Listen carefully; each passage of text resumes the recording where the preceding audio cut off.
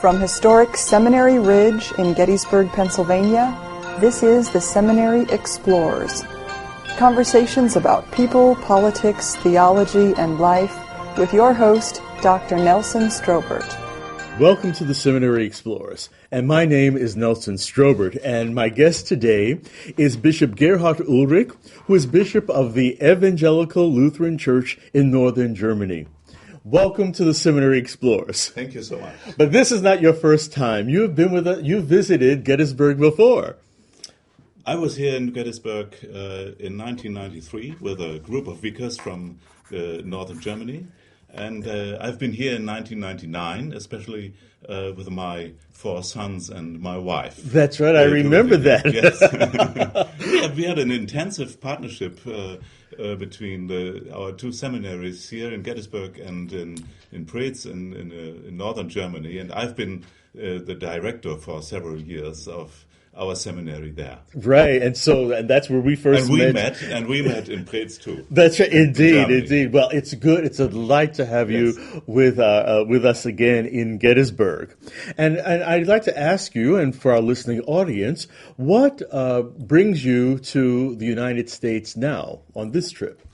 There's an intensive relationship between the Lutheran Churches in Germany and the EICA here in the States, and sometimes it's necessary to go out and to go over the large sea to learn from one another. So we came here to learn something about the situation of the ELCA. We know that there are some challenges after the decision in the issue of human sexuality, for example, and we have the same in Germany. Oh, really? We discuss the same in Germany. So we are, I say, we are coming from different cultures. We are talking in different languages. Yes. But we experience we are one in Christ. Right, exactly. So, and we can help one another. But first we have to understand who we are. And the specific topic for this trip is how is theological education running in this country? It's a fully different way than we run in Germany. You know, in Germany, the students go to the state university. That's right, and theology is taught at a state university. Yes, it's taught only there. Oh, okay. And then they come to our church seminaries to seminar, internships, right? And to go into the congregations. So right. That's a different way. And but what is common for us is the large. It's very important that it's more important than ever that we give large efforts in the theological educations here and in Germany, because people have less knowing about what is Lutheran. What are we? Who are we as Lutheran Christians? Well, what is our identity? What is our vocation? Our special vocation in this world? Right, and how do we contribute to the ecumenical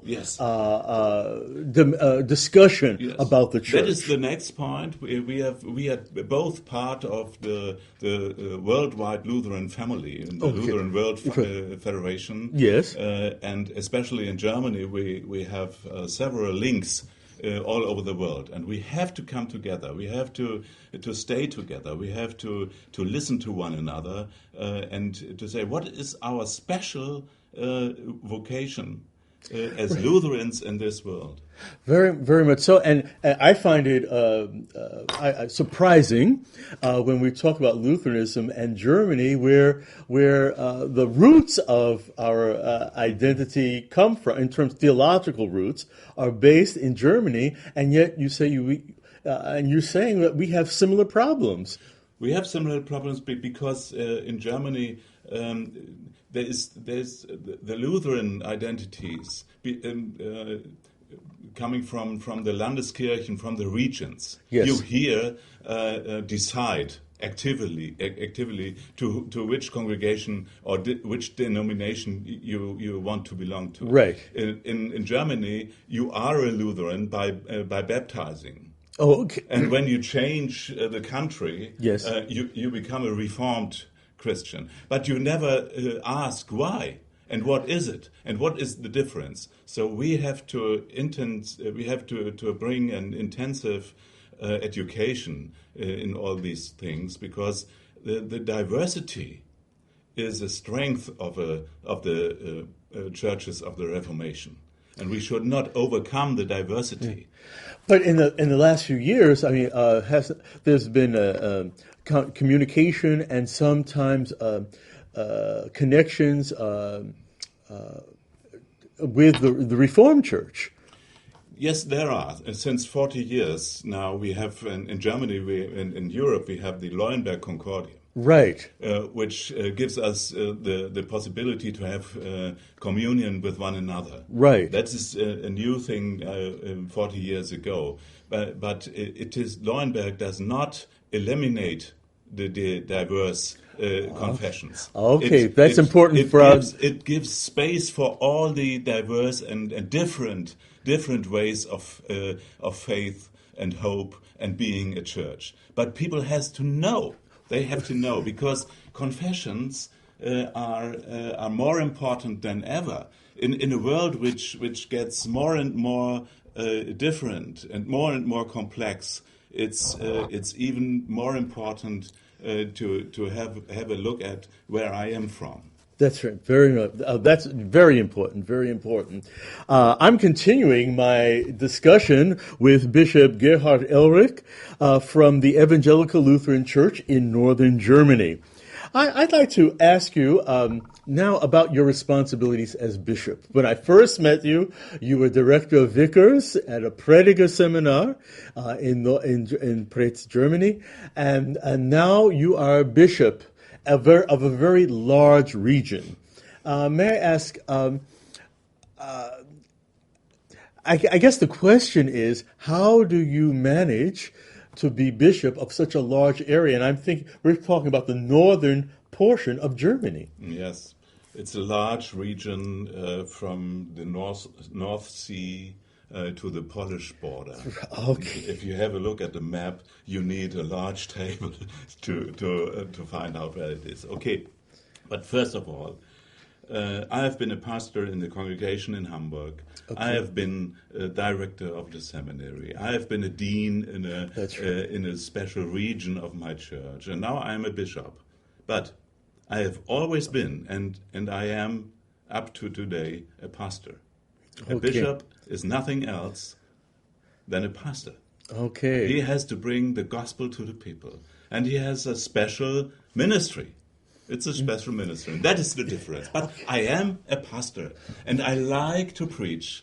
I like to be near to the people. I like to empower the people, to tell the stories of God. Well, you're enthusiastic. You've always been enthusiastic about people and spreading the gospel, yes. But that's a large responsibility.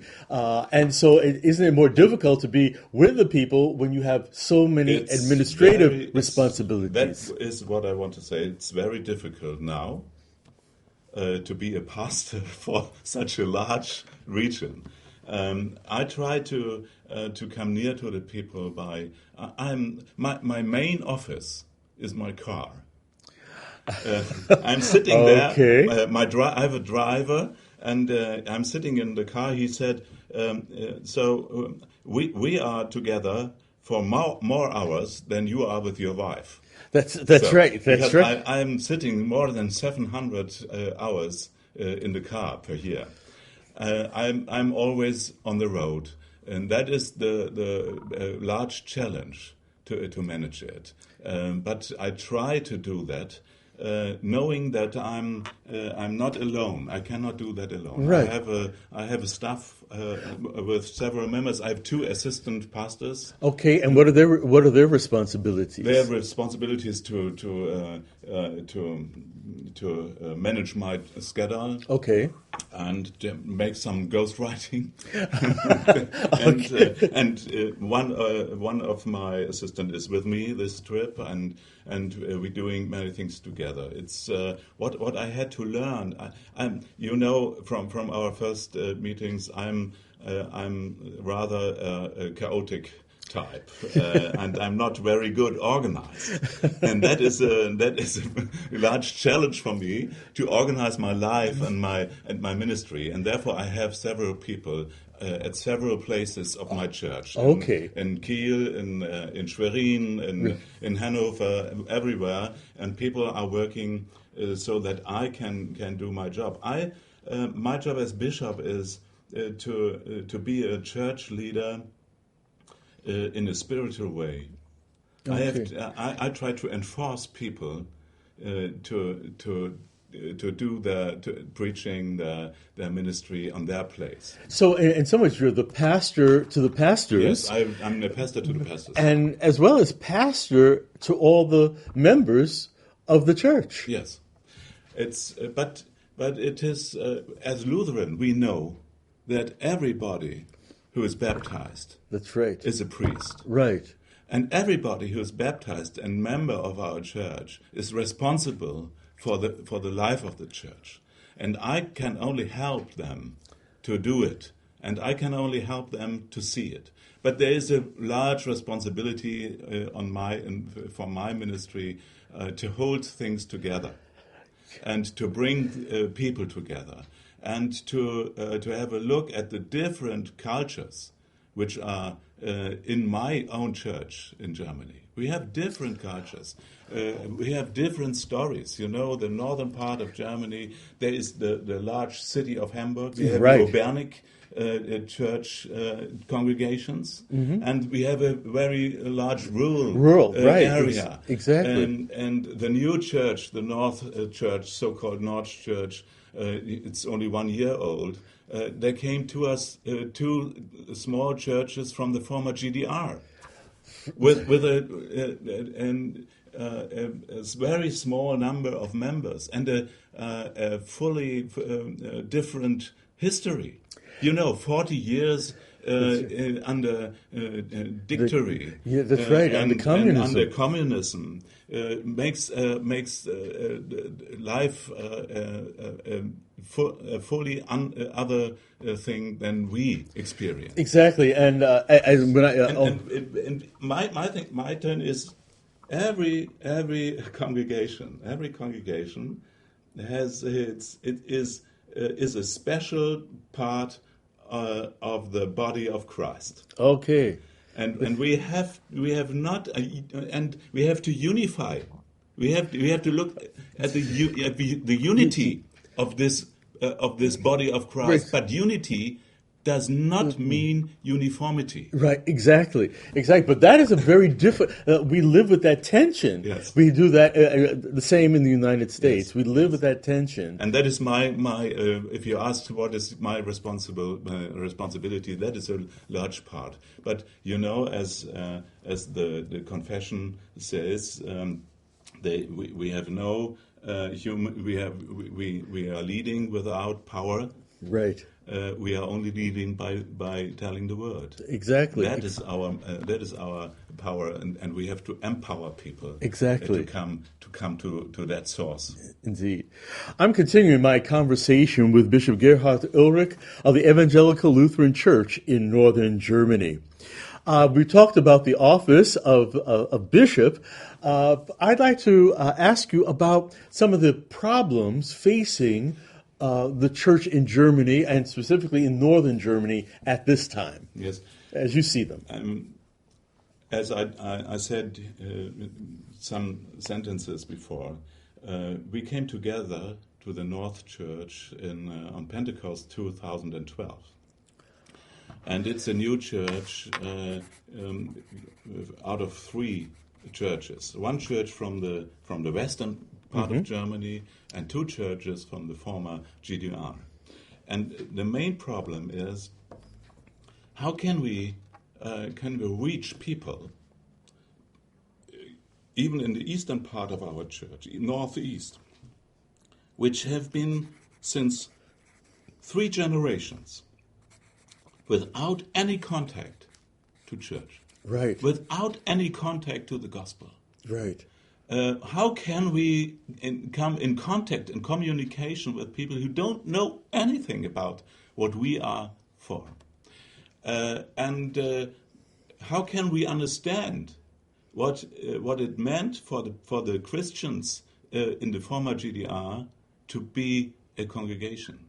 You know, in 1989, it was the Lutheran Church which gave space for the friendly revolution. Right, they were able to come together and talk. Yes, they came together. They had their freedom prayers in the churches. Yes, and I think that was the startup for the revolution. I think the wall came down in Berlin, for example, and all over the former GDR because people met in the churches. That's right, very true. And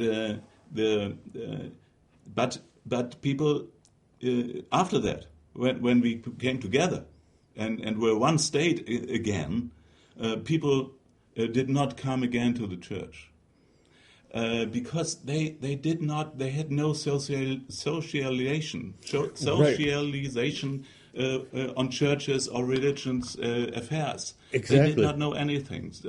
And we, as church, we experience perhaps we have been too close to one another inside the church. Yeah, what we need is, right. For the West and in the East even, what we need is to learn, to have a mission to the inside, not only outside, inside, to understand how does a human being live without God. We say you cannot live without God. But they say, okay, I'm an old man, I'm an old woman. Right, yes. So look at me, I'm okay. I'm okay. Yeah, what difference does it make? What difference does it right. make? But and they don't know anything. So, but we see people are very hungry. They are hungry to get to know something. What is that? What you have as churches? What is more than we can see in this world? So they are fighting for examples for their small church buildings in the villages. They are fighting for them, although they are not members of the churches. How can we come to those sources of hope and then those sources of living? So those buildings, those small churches, were symbols of something. Yes, they were symbols for that. There is another space over the space I know. Yes.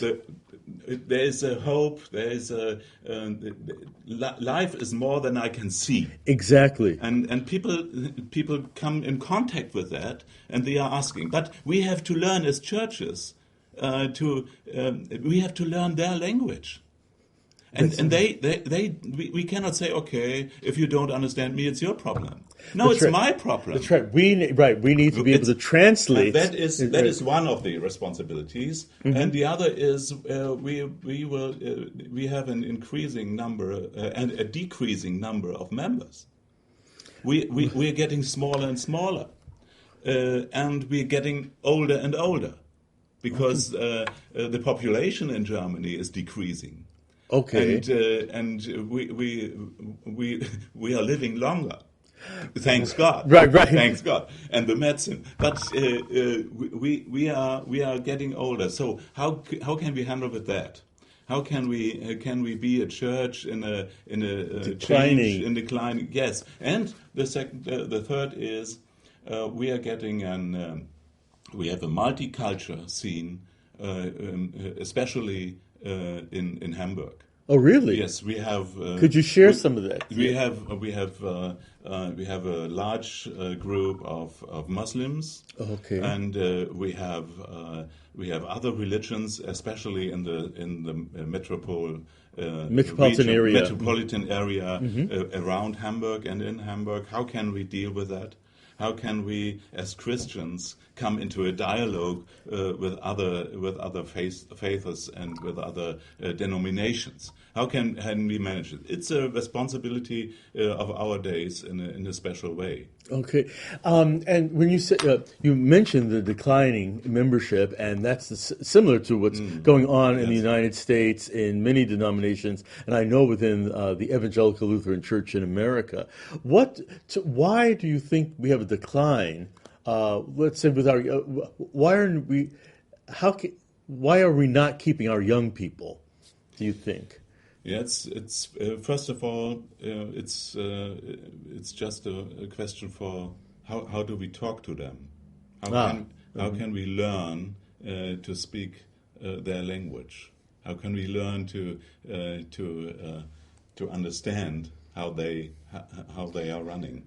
And the second is, in former times, 30 years ago, 40 years ago, 50 years ago, when I was a young boy, it were the families who talked about the Gospels and who prayed with one another.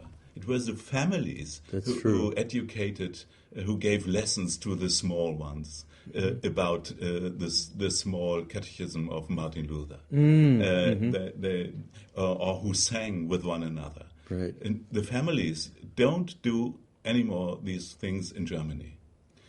We can, if a young man comes to the church to confirmation lessons, he does not know anything.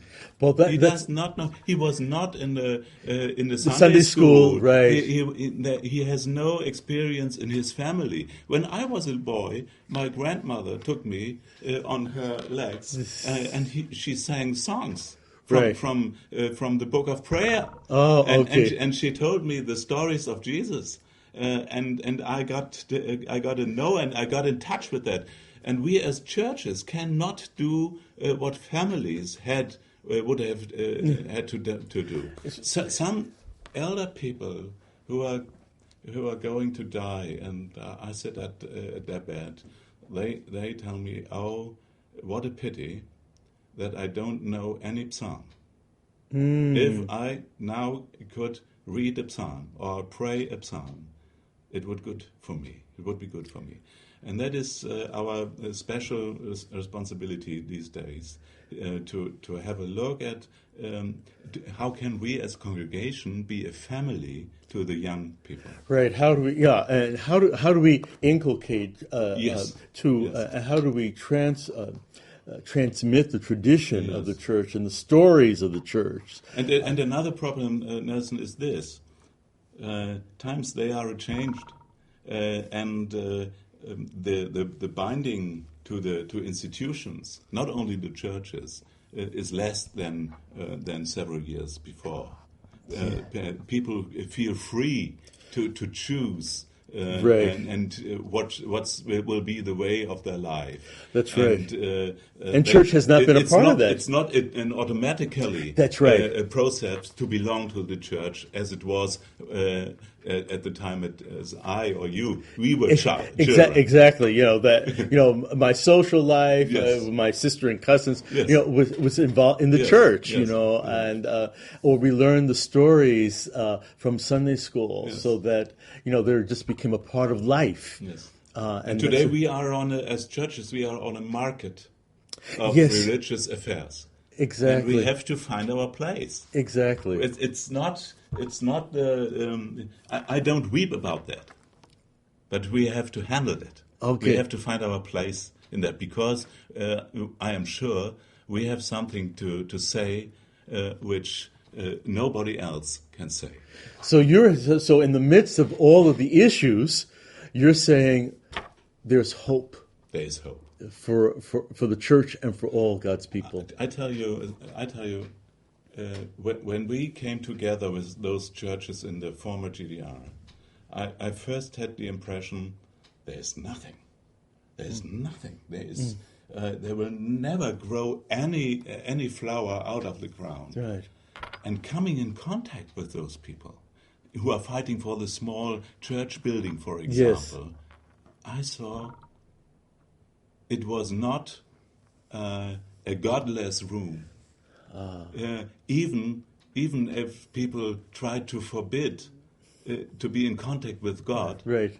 He did not stay away. He did not. He was in present. But we have to discover You have to discover his footprints. Okay. Well, I can't believe our time is running out. It's been a delight.